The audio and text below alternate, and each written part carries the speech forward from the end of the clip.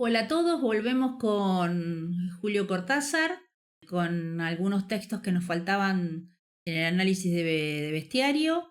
Y recordamos entonces que es la primera colección de cuentos que se publica en 1951 y que algunos fueron publicados en 1946 en la revista Anales.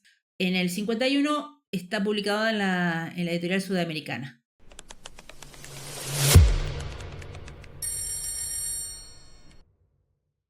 Volvemos a hablar un poco de lo que significa la estructura de los textos de Cortázar. Sobre todo hablamos de situaciones iniciales, complejas, a las que los analistas críticos, tanto Noé Gitry como McAdam, hablan de fármacos como irrupciones complejas, inentendibles, aceptables. Y también hablamos de la metempsicosis, que es la transmigración de las almas, que después va a profundizar más en Final de Juego, Julio Cortázar, pero que acá empieza a hacer una incipiente presentación para sus lectores. Vamos a trabajar ahora especialmente con Carta a una señorita en París. Bueno, en este cuento el personaje narra en primera persona. Es una nota que parece una carta, pero en realidad es una nota suicida en primera persona. La mayoría de los hechos ya han sucedido en ese departamento que le dejan al protagonista para que cuide.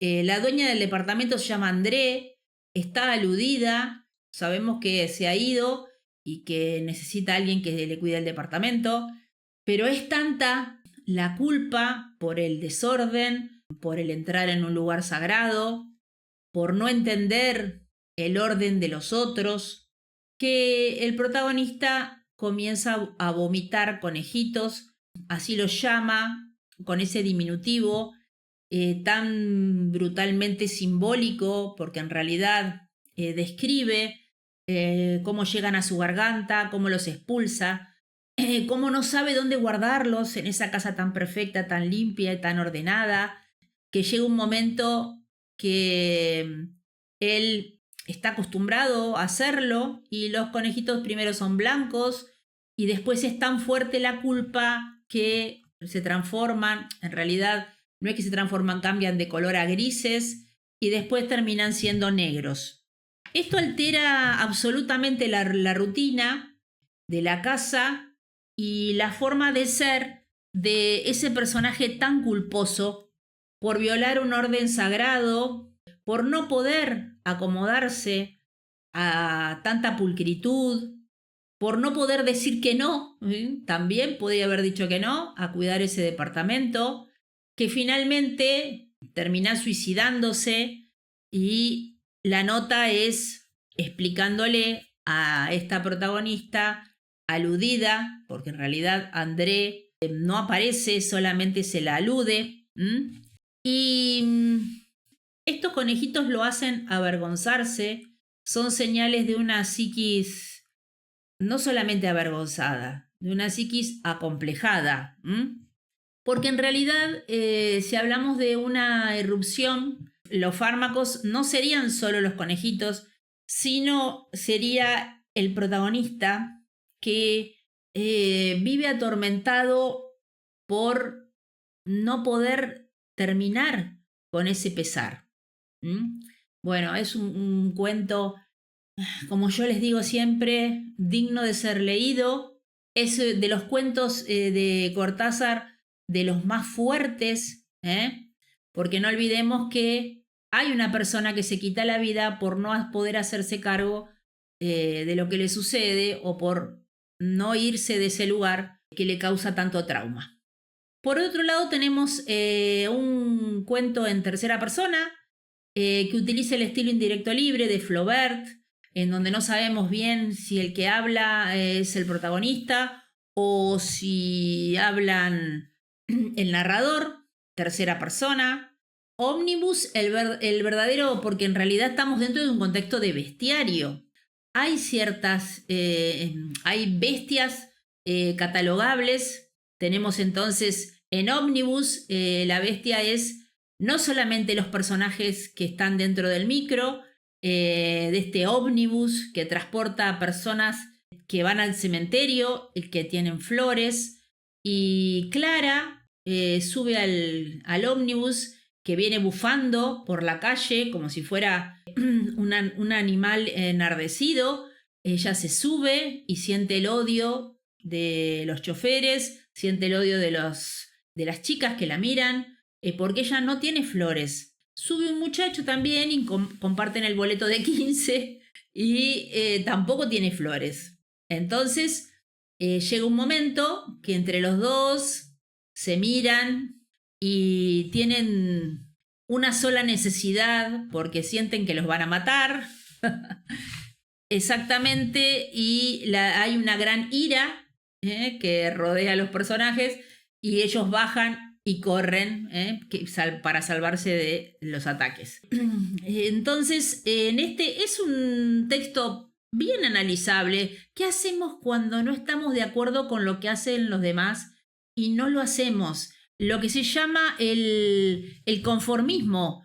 ¿Por qué si yo no llevo flores no soy aceptado? Podría, digamos, trasvasarse a infinitos significados, no sería solamente llevar flores. Podría decir, bueno, si no hago determinada actividad, si no tengo redes sociales, si no uso celular. Muy moderno para su época, Cortázar. Como ya sabemos, estos personajes sufren las consecuencias de ser diferentes y esto hace que hayan subido a un ómnibus equivocado y que si se hubieran quedado, suponemos, si se hubieran quedado en él, iban camino al cementerio, y no era solo simbólico. Bien, y para finalizar tenemos a Circe, que es una hechicera moderna, como aquella Circe, no sé si recuerdan la Circe de la Odisea, es la que retuvo a Odiseo durante tanto tiempo con sus mañas, con sus hechizos. Una hechicera bien moderna del barrio de un barrio de Buenos Aires, un barrio tanguero. Se suponía que había tenido varios novios, Delia, así, Delia Mañara, que es un juego de palabras para decir araña, como mañara, araña, también utilizando palíndromos y juegos de palabras, y que hipnotizaba a los animales, a los insectos, que tenían cierta fascinación. Y bueno, Mario sabía, que es una de las personas que se enamora de Delia porque tiene una presencia hipnótica, que ella había tenido 2 novios y que los novios se habían muerto. Nadie sabía en qué circunstancias, pero bueno, él no tenía pruebas fehacientes. Lo que sí, los vecinos, actuando de una manera coral como las obras de teatro griegas, actuando de esa manera, le dicen que sí, que tuviera cuidado, que Delia era hipnótica, que era una mujer muy bella, pero que bueno, no se sabía demasiado acerca de Delia, hasta que bueno, un día Mario ya había visto a los padres, había conversado con ellos, estaba decidido a formalizar, había empezado a ir como novio y un día Delia le hace probar unos bombones. Delia es un bombón también, en el sentido simbólico de la palabra. Esto quiere decir que por fuera es bella, pero por dentro, al igual que los bombones que prepara, son maléficos, tienen adentro cucarachas, fragmentos de elementos de insectos.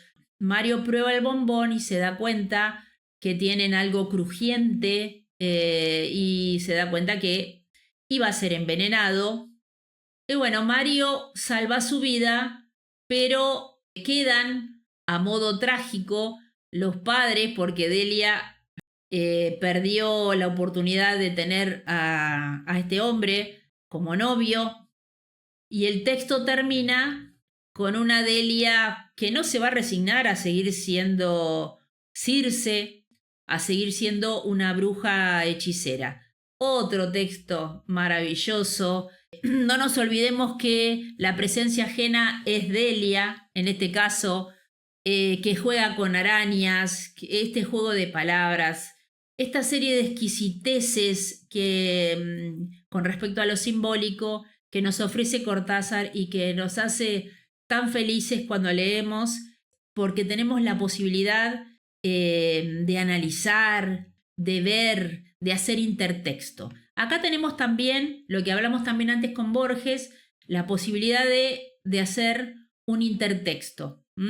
Podemos hablar de Circe, la Circe de Homero en la Odisea, y hablamos de la Circe de Cortázar en Bestiario. Bueno, les agradezco muchísimo y volveremos para otro análisis. Muchísimas gracias.